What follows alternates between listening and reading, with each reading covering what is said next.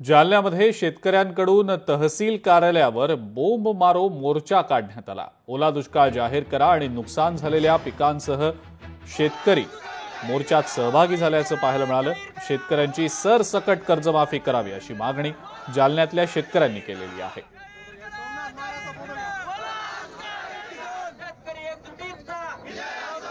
शासनाला आम्ही निवेदन देताना चार प्रामुख्याने गोष्टीच्या मागण्या करतो आहोत। ओला दुष्काळ जाहीर करा, शेतकऱ्यांची सरसकट कर्जमाफी करा, कुठलाही निकष न लावता शेतकऱ्यांच्या मुलांची शैक्षणिक फी सर्व माफ करा।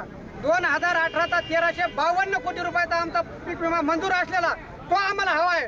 या मागण्यासाठी आम्ही आज तहसील कार्यालयावर बोंब मारो मोर्चा आयोजित केलेला आहे। सर्व पदाधिकारी अधिकाऱ्यांना खुर्चीवर बसू देणार नाहीत। आज आमचा संसार हा उघड्यावर पडलेला आहे। लोकशाही मराठी ऐका, पहा, जागरूक रहा।